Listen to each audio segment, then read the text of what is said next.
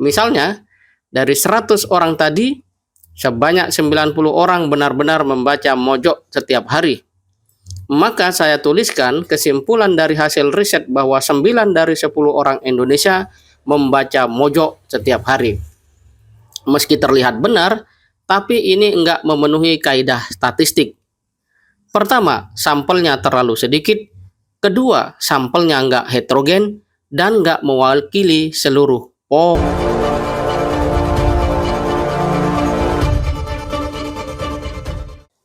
Assalamualaikum warahmatullahi wabarakatuh. Caimin bongkar cara kerja lembaga survei. Masih layakkah dipercaya? Sahabat kalian, baru-baru ini isu lembaga survei kembali ke permukaan pemberitaan. Terbaru, Ketua Umum Partai Kebangkitan Bangsa, Muhaimin Iskandar alias Caimin menyebut bahwa hasil survei memang bisa dipesan. Kenapa hasil survei selalu berbeda-beda? Jawabannya tergantung dari sisi mana pertanyaan yang disampaikan ke responden. Apa bisa pesan hasilnya? Ya, pasti bisa. Tergantung perspektif pertanyaannya, kata Caimin melalui akun Twitter @caiminnow Kamis 8 Juni 2023. Caimin kemudian menambahkan, itu pun juga masih tergantung satu hal lagi, moralitas dan integritas lembaga surveinya. Gitu aja kok ribut, ucapnya.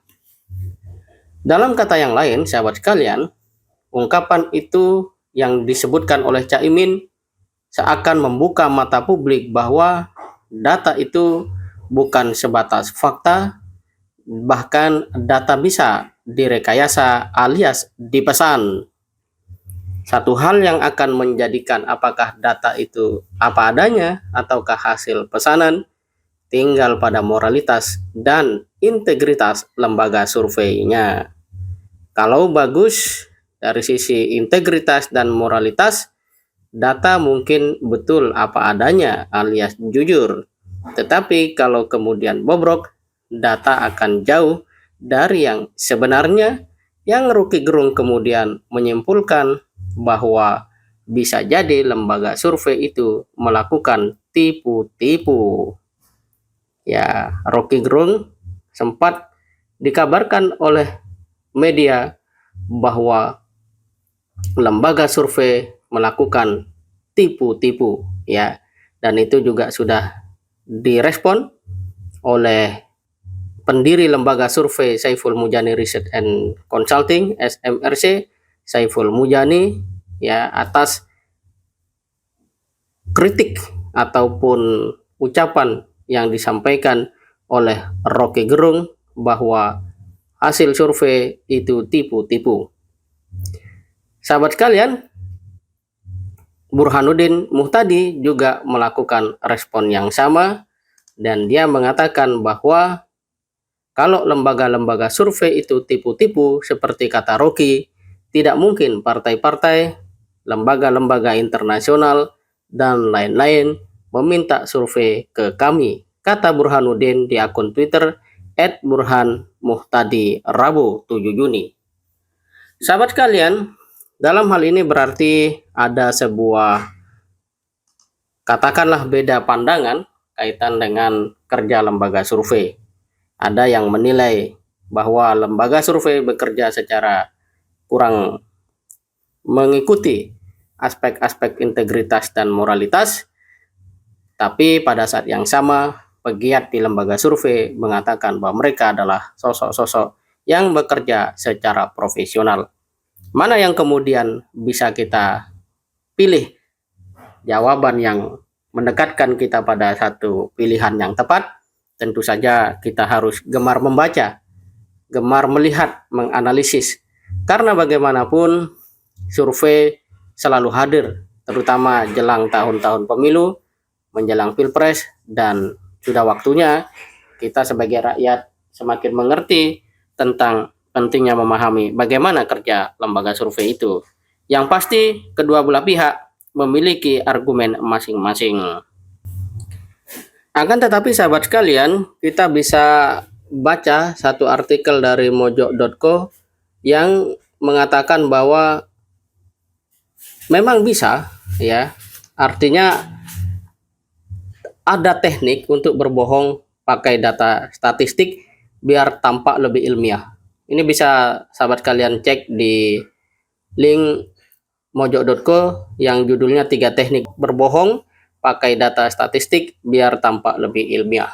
Ada di deskripsi nanti ya. Kita lanjutkan sahabat kalian. Artikel dari mojok.co ini bisa jadi bantuan penjelas akan hal bagaimana terjadinya kegiatan atau upaya berbohong menggunakan data. Saya ambil pertama saja, bahwa memilih sampel yang bias, saya akan melakukan riset apakah orang-orang di Indonesia ini membaca mojok setiap hari. Sampel yang diambil 100 orang. Tapi orang-orangnya adalah penghuni grup WhatsApp mojok yang memang berasal dari berbagai daerah di Indonesia. Hasilnya sudah bisa ditebak, dari 100 orang tadi, pastinya sebagian besar membaca mojok setiap hari. Lah wong tiap hari nulis dan ngecek artikelnya tayang di mojok atau enggak, iya kan? Misalnya, dari 100 orang tadi, sebanyak 90 orang benar-benar membaca mojok setiap hari. Maka saya tuliskan kesimpulan dari hasil riset bahwa 9 dari 10 orang Indonesia membaca mojok setiap hari. Meski terlihat benar, tapi ini enggak memenuhi kaidah statistik. Pertama, sampelnya terlalu sedikit. Kedua, sampelnya enggak heterogen dan enggak mewakili seluruh populasi. Dengan demikian maka sahabat sekalian, senada dengan Caimin, Benny Karharman dari Partai Demokrat juga menuding lembaga survei bisa dipesan untuk menjegal Anies Baswedan. Dia mengatakan survei pun dibayar untuk membenarkan skenario penguasa, skenario untuk mengalahkan Anies dengan berbagai cara. Pengamat dan intelektual juga diberi upah agar memberi komentar yang sejalan dengan kehendak penguasa. Ucap Benny di akun Twitter @BennyHarmanID, Senin 5 Juni 2023. Meski begitu, sahabat sekalian, kita bisa terus mempelajari mengapa kemudian ada pandangan yang berseberangan dan cukup intens mengenai lembaga survei itu sendiri. Ya, kita lihat bahwa lembaga survei merupakan satu hal yang penting dalam upaya untuk menghadirkan demokrasi yang berkualitas, tetapi secara realitas kita juga tahu bahwa lembaga survei membutuhkan logistik dalam upaya menjalankan fungsi dan tugasnya, dan dari manakah kemudian pembiayaan itu? Ini yang sering menjadi sebuah pertanyaan, dan sepertinya sampai saat ini tidak banyak publik membuka atau mendapatkan jawaban secara pasti, benarkah lembaga survei itu mendapatkan biaya dari pihak-pihak yang independen. Tetapi sahabat kalian, kalau merujuk pada satu pola kekuasaan yang Buya Hamka sampaikan dalam bukunya Islam Revolusi dan Ideologi, kita bisa melihat bahwa memang ada semacam pola-pola kuasa yang seperti itu terjadi. Ya, terlepas dari soal lembaga survei ini ya, bahwa selalu kejadian golongan yang Allah beri kelebihan daripada yang lain dan merasa kekuasaannya kian besar akan melakukan kezaliman dan kesewenang-wenangan di atas muka bumi. Buya Hamka kemudian mengatakan dia menghimpit, menindas sesama manusia, dan menumpahkan darah.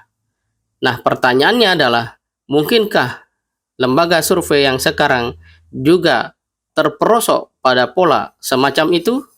Semoga saja tidak demikian, dan semoga lembaga survei ke depan bisa benar-benar membawa satu perubahan, mencerdaskan anak bangsa, dan tentu saja itu butuh apa yang kata Caimin tegaskan, yaitu moralitas dan integritas. Demikian, terima kasih. Assalamualaikum warahmatullahi wabarakatuh.